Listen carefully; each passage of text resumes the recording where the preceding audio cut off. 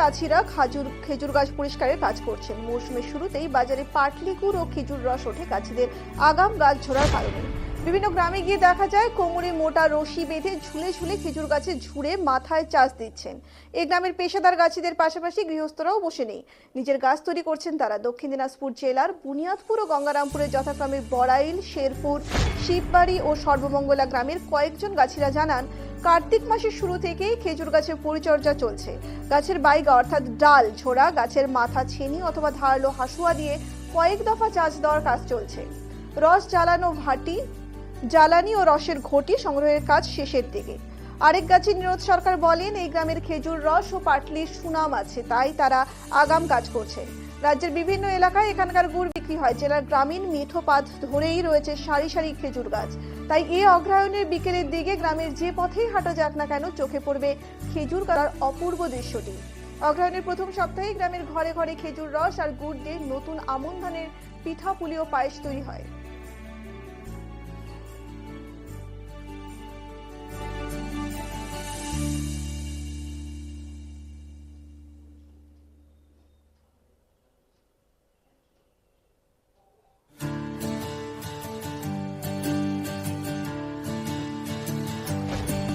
এখন তো মোটামুটি এবারে শীতটা একটু কম, তার জন্য এখনও পর্যন্ত গত বছরের তুলনায় এবার একটু মানে এখনও পর্যন্ত সেরকম চাপ নেই, তবে আশা করছি হবে।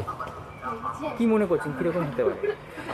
শীত তো গত বছরের মতো বললামই তো এবার নেই, কিন্তু মনে হচ্ছে যে শীত হওয়ার সম্ভাবনা রয়েছে। আমরা আশা করছি, আশা করলে অবশ্যই হবে, যে এটা তো আশা নিয়ে সবাই ব্যবসা করে, তো আমরাও সেই আশা নিয়েই ব্যবসা করছি।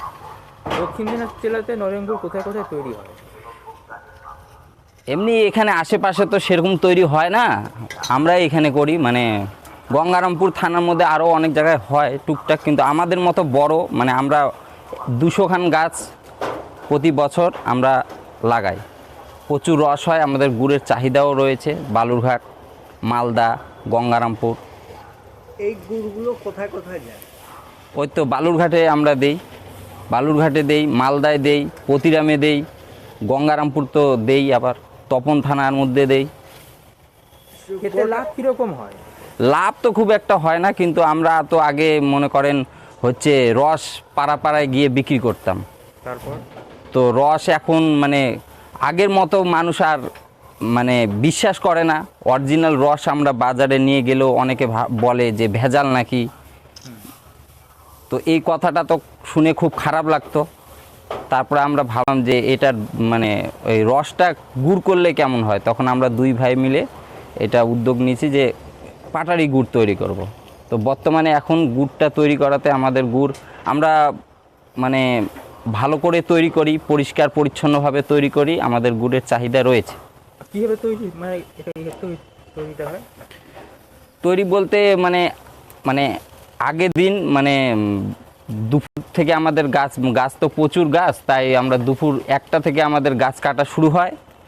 আমার দাদা গাছ কাটে, গাছ কাটতে কাটতে সন্ধ্যা হয়ে যায়। মানে প্রথম দিন রস লাগানো হয়, পরের দিন সকালে মানে গোটা রাত রস পড়ে, পরের দিন সকালে আমরা রসটা নিয়ে এসে জাল দিয়ে গুড় তৈরি করা হয়।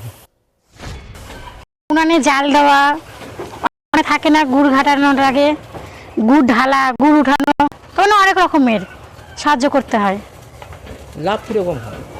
লাভ বলতে অতটা নাই, কিন্তু পরিশ্রমই বেশি। কোথায় কোথায় যায় আপনার এই গুড়? বালুঘাট, কালীতলা, গঙ্গারামপুর, মালদা, তেমন অনেক জায়গাতেই যায়। বাড়িতে কে কে বানায়?